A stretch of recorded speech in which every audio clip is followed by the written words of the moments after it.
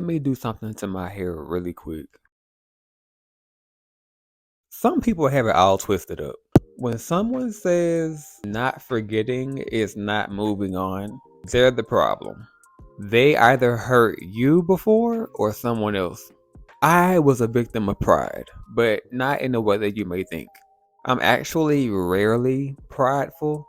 Pride was never a problem for me, so I probably was never prideful, but I most certainly have been on the receiving end. People hurt you and have too much pride to admit it. But you know what?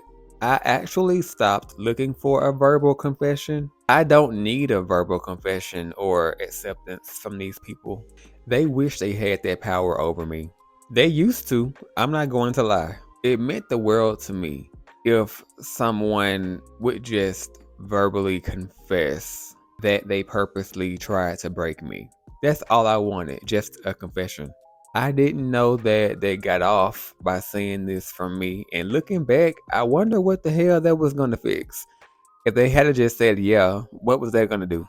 I realized that I was using my trauma as a crutch. I was moping around, waiting for people to finally notice me and acknowledge my hurt and my pain, and begin to finally respect me.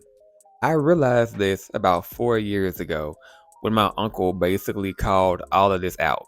I came from a family of tough love. I can't say that I agree with the tactic, but it taught me to listen to people's words and not their delivery. I encourage people to not be distracted by the tone, but actually pay attention to the words that people say. Because that day, I could have let myself be distracted by his tone and aggressiveness, but if I had have done that, I could have possibly missed out on a life-changing gem. People actually get on my nerves when they mention it was your delivery. I mean, look, if I'm smiling in your face and being super sweet and I call you a fat bitch, I still called you a fat bitch, even though I said it politely. So I just never understood. Some people are just more passionate than others. But anyways, yeah, let's just, let's look at all the aspects. I'm finally allowing myself to choose peace. I am in my peaceful era. The past 4 years have been nothing but chaos.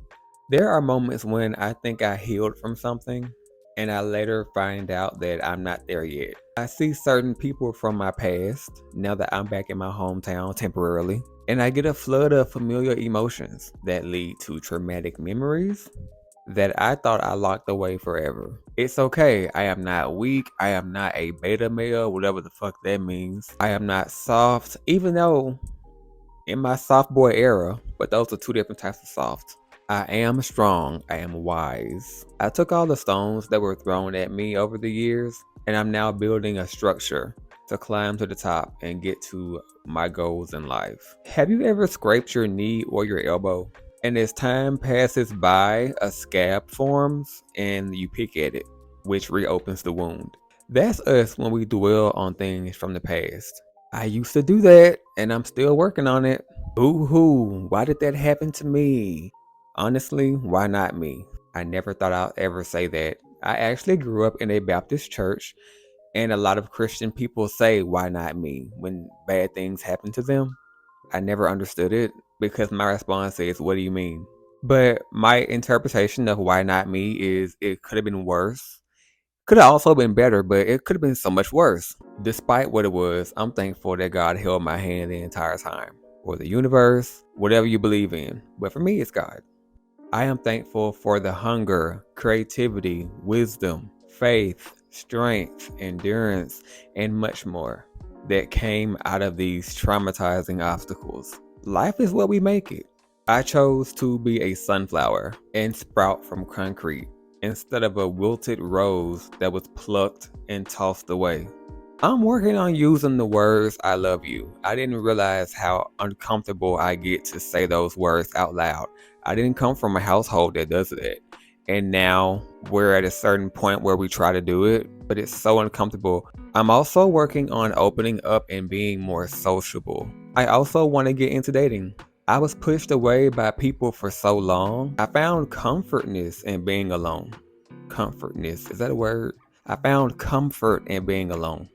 I am finally calling out the fact that I may have developed social anxiety. And certain types of men make me uncomfortable. The hyper masculine ones, not out of fear, but I just never vibe with those types of guys. You know, the NFL watching types. I don't know, it's a certain vibe. But, anyways, this is a mission that I'm currently setting myself on. And one more thing before this video ends. I've been through a lot of shit in my life, but I was never broken. And that is all I got for you guys today. Comment down below an obstacle you overcame or some advice you may have for me or for anyone else watching. Don't forget to like, comment, subscribe, share to all your friends on other platforms, and hit that bell button or whatever, the ring-a-ding thing. All right now.